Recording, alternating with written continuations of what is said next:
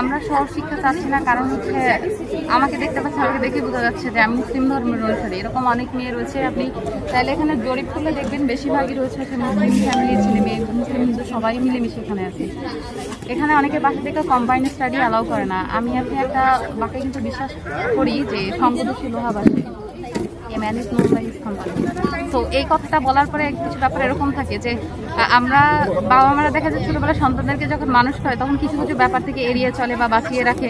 তো আমাদের ধর্মীয় কিছু ব্যাপার রয়েছে যেরকম হচ্ছে মহরম নন মহরম রয়েছে।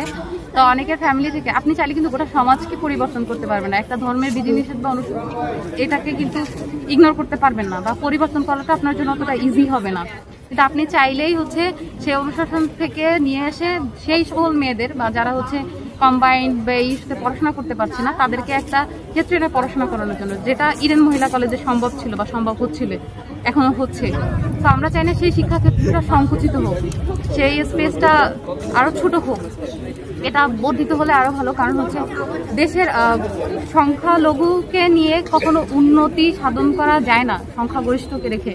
একটা দেশের নারীরা যেরকম পুরুষরা যেরকম উন্নয়নে অবদান রাখে সেমটা নারী, কারণ এদেশে একটা কথা বলা হয়েছে যে এই পৃথিবীতে যা কিছু চির কল্যাণকর অর্ধেক করিয়াছে নারী অর্ধেকটা নয়। তো আপনি যদি আপনার বাচ্চাকে ভালোভাবে মানুষ করতে চান সেক্ষেত্রে আপনার বউরের সেই শিক্ষাটা দরকার। তো আমার মনে হয় যে যারা ইসলামিক ফ্যামিলি থেকে বিলং করে তাদের জন্য এটা একটা সর্বশ্রেষ্ঠ বা সর্বোচ্চ একটা মাধ্যম যেখানে তারা শিখতে পারতেছে, যেখানে তারা সেফলি থাকতে পারতেছে। আপনি অন্যান্য ক্যাম্পাসগুলোতে গেলে দেখবেন যে আছে আপনার ওই যে যেটাকে বলে নিরজ্জপনা যে একটা ব্যাপার থাকে, যে বয়ফ্রেন্ড গার্লফ্রেন্ডের হাত ধরে যে ব্যাপার, এটা কিন্তু ক্যাম্পাসের ভিতরে কোথাও আপনি খুঁজে পাবেন না। এটা টোটালি এই ক্যাম্পাসের মধ্যে নেই। তো আপনার কি মনে হয় ফিতনা থেকে বাঁচতে চাওয়া বা বেঁচে যাওয়া বা সেটাতে কি করা? এখন আপনি প্রশ্ন তুলতে পারেন যে ক্যাম্পাসের বাহিরে এখানে বিভিন্ন ধর্মের, বিভিন্ন অনুশাসনের মানুষ, বিভিন্ন মেন্টালিটির মানুষ রয়েছে, সবাই কিন্তু সেম জায়গা থেকে বিলং করে না। এখন তাদের যে দোষ তোলা হচ্ছে যে 7টা থেকে 9টার ভিতরে, আমি এটা ফেসবুক পোস্টে দেখেছি, যদি আমি কখনো দেখি নাই বা ওই ফেসবুক পোস্টেই দেখেছি। তো আমার প্রশ্ন হচ্ছে তাদের কাছে যে ওই মেয়েরা কাদের সাথে মিশতেছে? ওই যে 7 কলেজের যে ভাইরা বা অন্যান্য যারা মন্তব্য তুলছেন যে ইডেনের মেয়েরা এরকম ওগুলো তো আপনাদের সঙ্গ দোষেই ভেসে যাচ্ছে। এখানে যে ওরা দোষ দিচ্ছে যে ঢাকা ইউনিভার্সিটির ছেলেপানদের সাথে নাকি ওদের ইয়ে হচ্ছে। তো আমার কথা হচ্ছে আপনারা কোথেকে দেখছেন আপনারা না আসলে?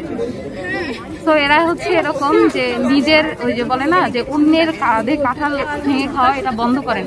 এখানে আপনার বোন পড়াশোনা করতেছে, কারো মেয়ে পড়াশোনা করবে বা কারো মেয়ে আসা এখানে পড়ার জন্য অনুপ্রেরণা নিচ্ছে, তো ওটাকে মেনটেন করে চলেন। আপনি আপনার মা বোনকে সম্মান দেন, তবেই না আপনি সম্মান পাবেন। আপনার দেখা গেছে যে একজন মা একজন তার সন্তানকে খুন করে ফেলছে, তার মানে সেই দোষ আপনি আপনার মায়ের করে চাপাতে পারেন না। আপনি একজনের দোষের জন্য আরেকজনকে দোষারোপ করতে পারেন না। তো তাদেরকে অনুরোধ করবো যে তারা এই সহশিক্ষার যে ব্যাপারটা, এই জিনিসটা বুঝতে চেষ্টা করবেন মূল্যবোধ থেকে, আপনার নিজস্ব মূল্যবোধ থেকে। আপনার মাথা ব্যথা হলে আপনি মাথা কেটে ফেলে দিবেন না, অবশ্যই প্রতিষেধক খুঁজবেন। সো যেটা প্রতিষেধক দরকার সেটা খুঁজেন, বিশৃঙ্খলা সৃষ্টি না করে। দেখেন, আপনি যখন কোনো জায়গাতে হচ্ছে কোনো কিছু কনফারেন্স বা হয়ে থাকে, সেখানে কিন্তু শিক্ষার্থীরা অবশ্যই উপস্থিত থাকে। এখন অনেকে দেখা গেছে বাড়িতে থাকে, অনেকেই থাকে। যেমন হচ্ছে এই যে S7 কলেজ নিয়ে যখন আন্দোলন চলতেছিল অধিভুক্ত বাতিল এবং পরবর্তী বিশ্ববিদ্যালয়ের জন্য যে এটা বলা হলো, ওখানে বেশিরভাগ ইভেন আমারও পরীক্ষা চলতেছিল, আমি বাসাতে বসে আন্দোলন দেখতেছি সবাই রাস্তাতে। কই সেখানে তো আমার মতামত দরকার ছিল যে আমি এই ব্যাপারটা চাই কিনা, আমি তো সাধারণ শিক্ষার্থী, আমার মতামত নেওয়া হয়নি। আমি বাদে এরকম অনেক স্টুডেন্ট রয়েছে যারা তখন পরীক্ষার জন্য প্রিপারেশন নিচ্ছিল বাসাতে। সংখ্যালঘু কথা গেছে যারা কখনো ক্লাসে আসে না বা আসে না, এরকম ওখানে আন্দোলনের বিগত দিনের ফুটেজগুলা বা এখন তো সোশ্যাল মিডিয়া যুগ, খুঁজলেই দেখবেন যে মেয়েদের থেকে ছেলেদের সংখ্যা বেশি। এবং সেখানে জরিপ করে দেখবেন কতগুলা ইডেন কলেজের মেয়ে ছিল আর কতগুলা ঢাকা কলেজের ছেলেরা ছিল বা অন্যান্য কলেজের ছেলেরা ছিল। তো এটা জরিপ করলেই বুঝতে পারবেন যে আসলে আমরা কতটা যৌক্তিক বা আমাদের মতামত নেওয়া হয়েছে কিনা। আমরা অনেকেই জানি না যে এটা নিয়ে এর আগে হচ্ছে করা হয়েছে, অনেকেই জানানো হয় না।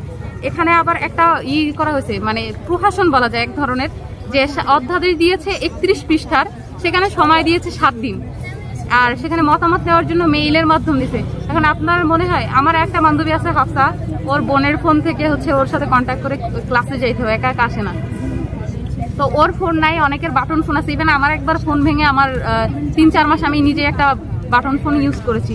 তো একজন বাটন ফোন ইউজারের পক্ষে কিভাবে মতামত দেওয়া সম্ভব আমাকে বলেন? সে ওটা কিভাবে খুঁজে নিবে আর কিভাবেই জানবে? তো অবশ্যই সে আপডেট পেতে একটু পিছিয়ে থাকবে।